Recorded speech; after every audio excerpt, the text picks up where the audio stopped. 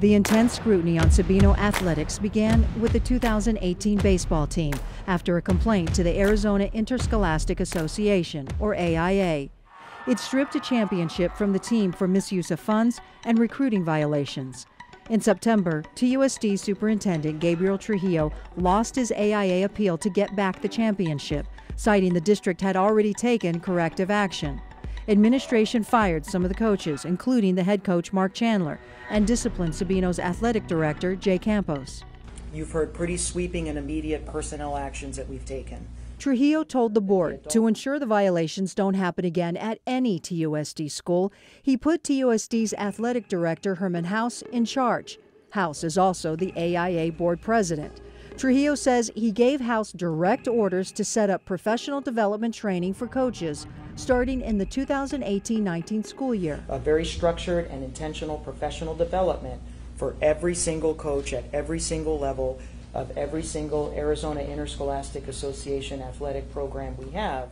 So Trujillo had vowed to take steps, training, to make sure the violations don't happen again.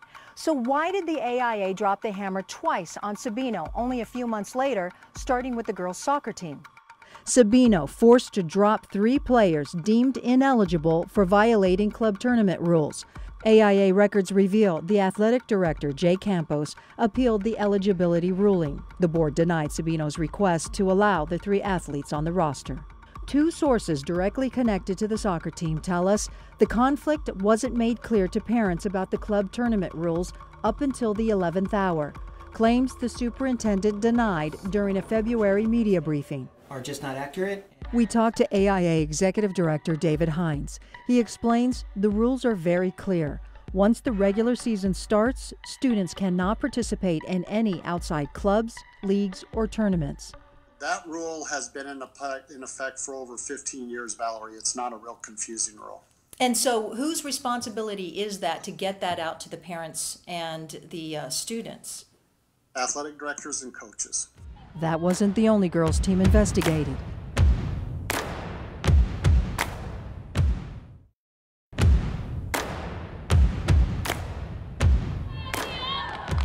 Girls basketball became the focus of another Sabino investigation into recruiting and prior contact. The AIA received this complaint on January 16th, revealing problems in the program. 2 days later, TUSD self-reported the potential violations. The top-ranked SaberCats had to forfeit several games, but the team was allowed to play in the postseason tournament. While the AIA waited for Sabino's required violations report, it had placed the school on probation because the situation wasn't remedied to the board's satisfaction. Then the unexpected happened. The AIA pulled the team from the tournament after the quarterfinals. Trujillo cried foul during the February media briefing, blasting the AIA for keeping them out of the loop and taking a harsher stance against the team. I think it unfairly subjected the Sabino High School girls basketball team to a level of public humiliation that could have been avoided very quietly had the Arizona Interscholastic Association's executive director worked with his executive board to create an emergency meeting situation. So Trujillo cast blame on the AIA. But the executive director, David Hines, has a different take on what happened. He tells us the district dropped the ball. He says the AIA doesn't facilitate special meetings of the executive board unless requested by a school or district. Hines says Sabino and the district could have requested the meeting, but it did not. We were aware that they were going to forfeit some games, but they had not completed their full report. Thus, the board is not going to hear a partial report for a discussion or a determination to be made. Did they know all that? Yes, they did.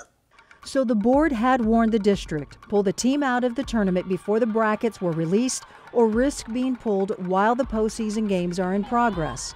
Hines says the school and district did not want to do that.